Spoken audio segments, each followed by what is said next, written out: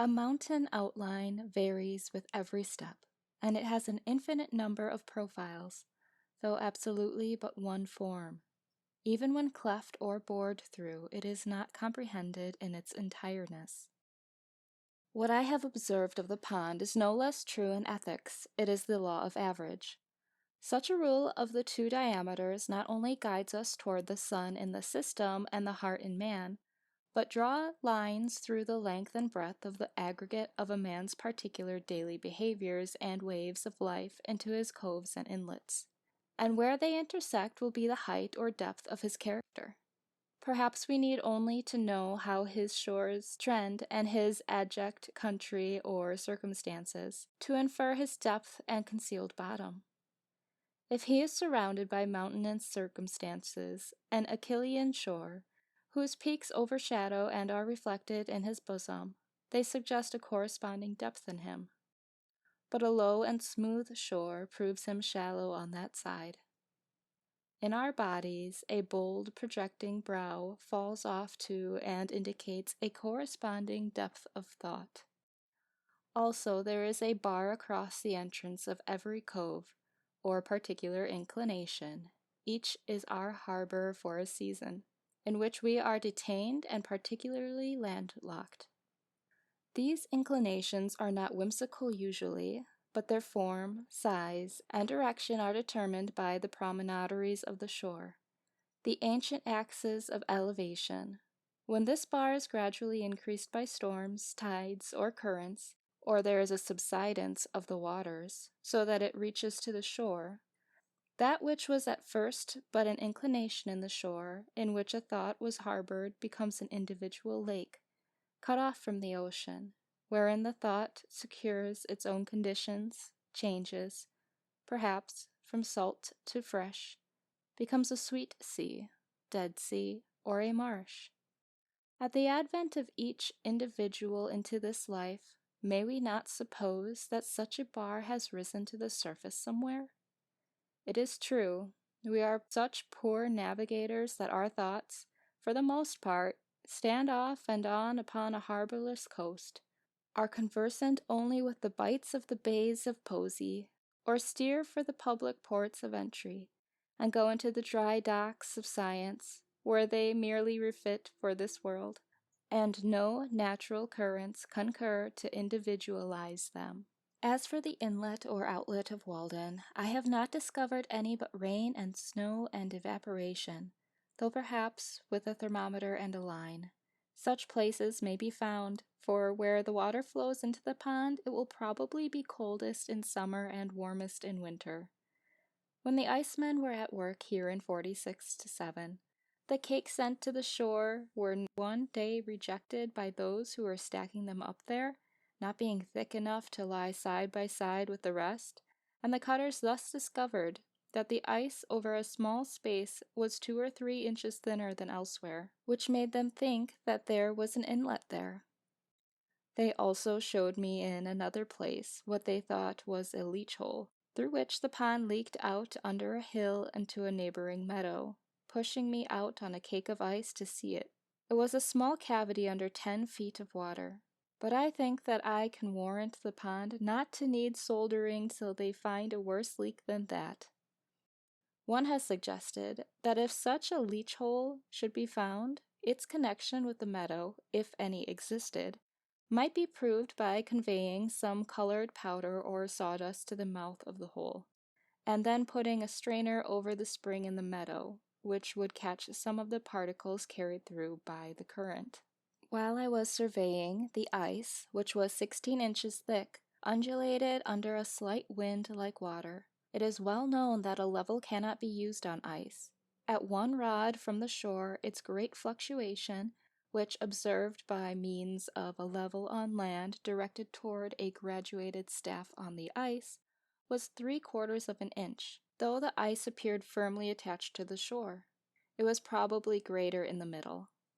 Who knows but if our instruments were delicate enough, we might detect an undulation in the crust of the earth? When 2 legs of my level were on the shore and the third on the ice, and the sights were directed over the latter, a rise or fall of the ice of an almost infinitesimal amount made a difference of several feet on a tree across the pond. When I began to cut holes for sounding, there were 3 or 4 inches of water on the ice under a deep snow which had sunk in thus far. But the water began immediately to run into these holes, and continued to run for 2 days in deep streams, which wore away the ice on every side, and contributed essentially, if not mainly, to dry the surface of the pond. For, as the water ran in, it raised and floated the ice. This was somewhat like cutting a hole in the bottom of a ship to let the water out. When such holes freeze, and a rain succeeds, and finally a new freezing forms a fresh, smooth ice over all, it is beautifully modeled internally by dark figures, shaped somewhat like a spider's web, what you may call ice rosettes, produced by the channels worn by the water flowing from all sides to a center. Sometimes, also, when the ice was covered with shallow puddles, I saw a double shadow of myself, one standing on the head of the other, one on the ice, the other on the trees or hillside. While yet it is cold January, and snow and ice are thick and solid, the prudent landlord comes from the village to get ice to cool his summer drink, impressively, even pathetically wise, to foresee the heat and thirst of July now in January, wearing a thick coat and mittens, when so many things are not provided for. It may be that he lays up no treasures in this world which will cool his summer drink in the next. He cuts and saws the solid pond, unroofs the house of fishes, and carts off their very element and air, held fast by chains and stakes like corded wood, through the favoring winter air, to wintry cellars, to underlie the summer there. It looks like solidified azure, as, far off, it is drawn through the streets. These ice cutters are a merry race, full of jest and sport, and when I went among them, they were wont to invite me to saw pit fashion with them, I standing underneath. In the winter of 46-7, there came 100 men of Hyperborean extraction swoop down to our pond one morning, with many cartloads of ungainly-looking farming tools, sleds, plows, drill barrows, turf knives, spades, saws, rakes, and each man was armed with a double-pointed pike staff, such as is not described in the New England Farmer or the Cultivator. I did not know whether they had come to sow a crop of winter rye, or some other kind of grain recently introduced from Iceland. As I saw no manure, I judged that they meant to skim the land, as I had done, thinking the soil was deep and had lain fallow long enough. They said that a gentleman farmer, who was behind the scenes, wanted to double his money, which, as I understood, amounted to 500,000 already. But in order to cover each one of his dollars with another, he took off the only coat, the skin itself, of Walden Pond in the midst of a hard winter. They went to work at once, plowing, harrowing, rolling, furrowing, in admirable order, as if they were bent on making this a model farm. But when I was looking sharp to see what kind of seed they dropped into the furrow, a gang of fellows by my side suddenly began to hook up the virgin mold itself with a peculiar jerk clean down to the sand, or rather the water, for it is a very springy soil, indeed all the terra firma there was, and haul it away on sleds, and then I guessed that they must be cutting peat in a bog. So they came and went every day, with a peculiar shriek from the locomotive, from and to some point of the polar regions, as it seemed to me, like a flock of Arctic snowbirds. But sometimes Squaw Walden had her revenge, and a hired man, walking behind his team, slipped through a crack in the ground down toward Tartarus, and he who was so brave before suddenly became but the 9th part of a man, almost gave up his animal heat, and was glad to take refuge in my house, and acknowledged that there was some virtue in a stove, or sometimes the frozen soil took a piece of steel out of a plowshare, or a plow got set in the furrow and had to be cut out. To speak literally, 100 Irishmen, with Yankee overseers, came from Cambridge every day to get out the ice. They divided it into cakes by methods too well known to require description, and these, being sledded to the shore, were rapidly hauled off onto an ice platform, and raised by grappling irons and block and tackle, worked by horses, onto a stack, as surely as so many barrels of flour, and there placed evenly side by side, and row upon row, as if they formed the solid base of an obelisk designed to pierce the clouds. They told me that in a good day they would get out 1,000 tons, which was the yield of about 1 acre. Deep ruts and cradle holes were worn in the ice, as on terra firma, by the passage of the sleds over the same track, and the horses invariably ate their oats out of cakes of ice hollowed out with buckets. They stacked up the cakes thus in the open air in a pile 35 feet high on one side and 6 or 7 rods square, putting hay between the outside layers to exclude the air.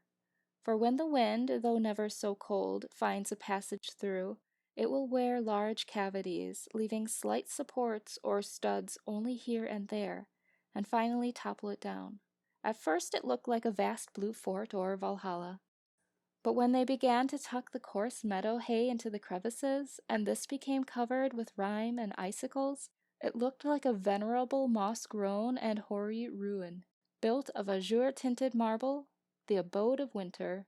That old man we see in the almanac, his shanty, as if he had a design to estivate with us. They calculated that not 25% of this would reach its destination, and that 2 or 3% would be wasted in the cars.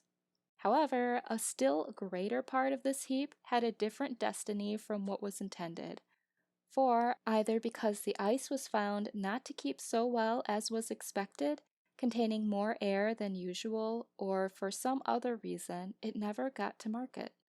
This heap, made in the winter of 46-7, and estimated to contain 10,000 tons, was finally covered with hay and boards, and though it was unroofed the following July, and a part of it carried off, the rest remained exposed to the sun. It stood over that summer and the next winter, and was not quite melted till September 1848. Thus the pond recovered the greater part. Like the water, the Walden ice, seen near at hand, had a green tint, but at a distance is beautifully blue, and you can easily tell it from the white ice of the river, or the merely greenish ice of some ponds. A quarter of a mile off, sometimes one of those great cakes slipped from the iceman's sled into the village street, and lies there for a week like a great emerald, an object of interest to all passers. I have noticed that a portion of Walden, which in the state of water was green, will often, when frozen, appear for the same point of view blue. So the hollows around this pond will, sometimes, in winter, be filled with a greenish water somewhat like its own, but the next day will have frozen blue. Perhaps the blue color of water and ice is due to the light and air they contain, and the most transparent is the bluest. Ice is an interesting subject for contemplation. They told me that they had some in the ice houses at Fresh Pond 5 years old, which was as good as ever. Why is it that a bucket of water soon becomes putrid, but frozen remains sweet forever? It is commonly said that this is the difference between the affections and the intellect. Thus for 16 days I saw from my window 100 men at work like busy husbandmen, with teams and horses and apparently all the implements of farming, such a picture as we see on the first page of the almanac. And as often as I looked out I was reminded of the fable of the lark and the reapers, or the parable of the sower, and the like. And now they are all gone. And in 30 days or more, probably, I shall look from the same window on the pure sea-green Walden water there, reflecting the clouds and the trees, and sending up its evaporation in solitude, and no trace will appear that a man has ever stood there. Perhaps I shall hear a solitary loon laugh as he dives and plumes himself, or shall see a lonely fisher in his boat, like a floating leaf, beholding his form reflected in the waves, where lately 100 men securely labored. Thus it appears that the sweltering inhabitants of Charleston and New Orleans, or Madras and Bombay and Calcutta, drink at my well. In the morning I bathe my intellect in the stupendous and cosmogonal philosophy of the Bhagavad Gita, since whose composition years of the gods have elapsed, and in comparison with which our modern world and its literature seem puny and trivial. And I doubt if that philosophy is not to be referred to a previous state of existence. So remote is its sublimity from our conceptions. I lay down the book and go to my well for water, and lo, there I meet the servant of the Brahmin, priest of Brahma and Vishnu and Indra, who still sits in his temple on the Ganges reading the Vedas, or dwells at the root of a tree with his crust and water jug.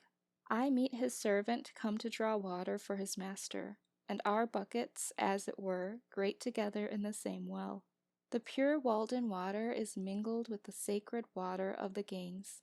With favoring winds it is wafted past the sight of the fabulous islands of Atlantis and the Hesperides, make the periplus of Hanno, and, floating by Ternate and Tidor and the mouth of the Persian Gulf, melts in the tropic gales of the Indian seas, and is landed in ports of which Alexander only heard the names.